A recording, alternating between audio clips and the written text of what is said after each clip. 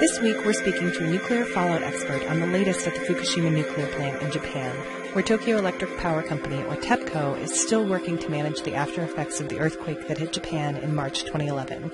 We'll follow that by speaking to a local Boulder author who can help in making meaning through a global dark night. Christina Consolo has become something of a citizen watchdog on the issues at Fukushima since the earthquake hit 2.5 years ago. She now runs the Facebook page RadChick Radiation Research and Mitigation, and a YouTube channel, also under the username RadChick, that compiles her research from around the globe. We spoke with Christina, who lives in Michigan, to get some updates on the latest at the Fukushima plant. Welcome, Christina Consolo. Thank you so much for joining me today on Women Air. Can I just start by asking a little bit about your background and how you got into the research that you're doing right now with nuclear power plants and nuclear weapons? Well, my background is actually in ophthalmology, and the patients I used to deal with in clinic were part of national studies through the Institutes of Health and other universities, kids with cancer of the eye and brain that we'd see on a regular basis, and we follow their genetic history and so forth. And that kind of ties into what then happened at Fukushima. I hurt my back, and I'm still recovering from a back injury, which has allowed me some time to read and follow this story in great detail. And I was always very intrigued by Chernobyl. When Fukushima first happened, it was apparent to me right away that something was going on and it wasn't being covered in the media for some reason. And that was that we had 3 meltdowns that occurred pretty much in the first few days. And when it was apparent that that was happening because they were seeing evidence of fission in the open air around the plant, all the regular mainstream news sources said that things were under control, and I knew that they weren't. And that's when I really went into, high gear to try to figure out what was going on. And so that earthquake hit about 2.5 years ago now, and what's the latest, as far as the updates at what's happening at the plant now? Oh, well, there's a lot going on there. We have 3 molten fuel cores that are somewhere underneath the plant. Nobody knows where because they've never done ground-penetrating radar, or if they have, they haven't shared the results. So there's a lot of debate about whether they're in the basements of the building or they've eaten through the concrete and they're burning through the ground like China syndrome situation. And then there's a huge aquifer that extends under that plant. And one of the things that they were really worried about with Chernobyl is Chernobyl had kind of the same thing, and there was an aquifer under the one reactor that melted down. And that's why the Russians were so vigilant about getting it contained. They brought in 500,000 people right at the beginning to shovel all the rods back into the reactor, fill it with sand and boron, and then build this huge concrete sarcophagus that goes over the reactor to keep the radiation from spreading. But while they were doing that, they also dug under the plant, and they did some things to mitigate for that leakage of material so it wouldn't hit that groundwater and cause a huge explosion. Now, they've never done anything like this at Fukushima. What they've basically been doing is a lot of cosmetic things to keep this out of the news and from people to really understand what's going on, and they're endlessly pouring 400 tons of water a day on those reactors to try to cool those fuel cores down. They never dug under the plant. Endless water pouring is going to go on forever, and there's no help from any other governments to try to contain this, and really anyone who uses nuclear power in any way needs to take responsibility and try to help contain this accident, if we even can at this point. A lot of things should have been done right at the beginning, but Japan kind of hid how serious the situation was. And now we're starting to see a lot of problems in sea life on the west coast of the United States. There's been reports of melting starfish from British Columbia all the way down to California.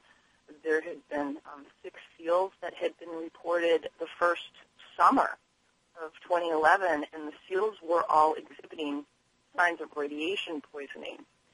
They noticed it also in polar bears, walruses. They were losing hair. They were bleeding. They were loaded with tumors when they did necropsies on these animals. And so NOAA had tested them for radiation and reported that they did contain radiation. They didn't think it was at levels that would kill the animals, but they've never released any information since, like what the exact breakdown was, what they found in the seals. And this year, California saw a 45% mortality rate in seal pups. And there's also been problems with the fishing industry. The sockeye salmon is at historic lows. They've had reports of the sardine fishing has completely collapsed. They didn't catch a single sardine this year. And the herring that they have been catching off Vancouver are bleeding from their gills and their eyeballs. So, I mean, we have some serious problems going on with our sea life in the Pacific. And a lot of these things may be tied into this plan, but we need people to get on the ball and test this stuff and also do very stringent testing of our food supply. Because of bioaccumulation and biomagnification, these things get worse as time goes on. It builds up in the species, and then we're at the top of the food chain, so we're consuming this. Right, and there have been some reports recently that you can trace nuclear radiation patterns from Japan spreading all across the Pacific to the California coast. Is that right? Yeah, they've been watching this plume of radiation, and they said that the bulk of it was going to hit in 2014, but it appears that it's hitting already. And we've never had an accident like this. I mean, they've done studies on atmospheric transport that has occurred in other big nuke accidents like Chernobyl, and from the weapons testing that was done in the Pacific and the United States and, Russia and China over the last few decades. So they kind of know how this behaves in our environment, and they know how it bioaccumulates in species. But we've never had an accident like this releasing so much radioactivity. So there are things that are being found that have never been documented before. Like, for instance, a week ago, it was reported in a peer-reviewed science journal that they're now detecting something called cesium spheres, which are basically weaponized fallout. The temperatures were burning so hot at Fukushima, it created a whole new type of radioactive particle, combining cesium, iron, and something else. So, I mean, this is all we've never been faced with something like this before. So here in Colorado, we're pretty far from the California coast, of course, but what should we be concerned about or looking out for? How do we kind of bring this problem home here to Boulder? Well, Boulder actually, we've detected fallout all across the United States. People who have gone out and bought Geiger counters and are measuring rain. I've had a Geiger counter for 2 years, and the hottest rain that I've ever found, which was 6 times over hazmat level, occurred in the beginning of August this year. And I sent my results to several researchers. The USGS was actually reporting on this right at the beginning, and after 3 weeks, they shut down the testing. And Boulder, Colorado was the second highest hotspot in the United States next to Portland. And now we're coming up on a fuel removal from one of the very damaged reactors at that plant. There's a pool at the top of one of the reactor buildings that is just loaded with hot fuel, and they need to get the fuel out of there because the building is ready to collapse. Department of Energy is asked to send a team over to kind of supervise what's going on there because they're worried that tech goes in over their head. And there's a lot of possibility here for another problem in one of those spent fuels like we saw at the beginning, and that would be another huge release of radiation.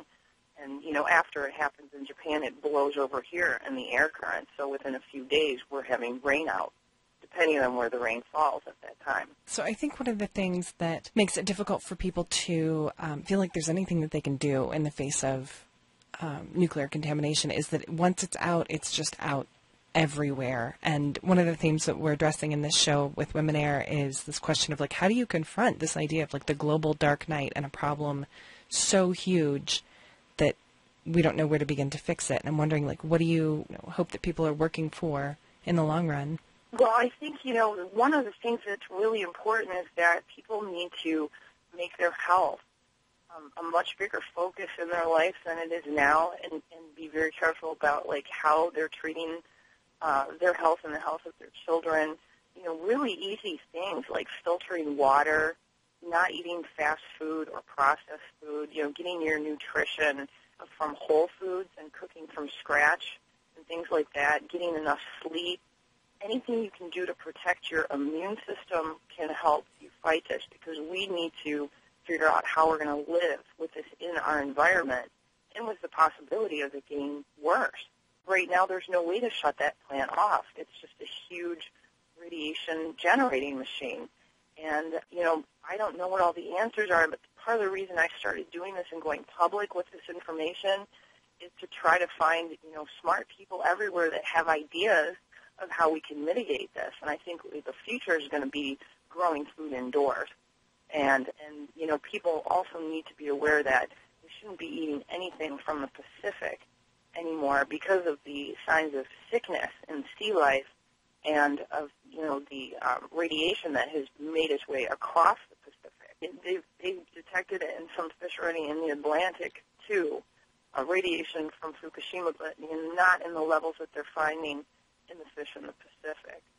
So we've got some long-term problems that we really need to figure out, and we need to find every smart person that we can. I can see whole new industries, being developed out of this disaster to keep people healthy, and most of it all is it's awareness to know that this is going on and using common sense things to try to live a healthier life and almost live like you already have cancer.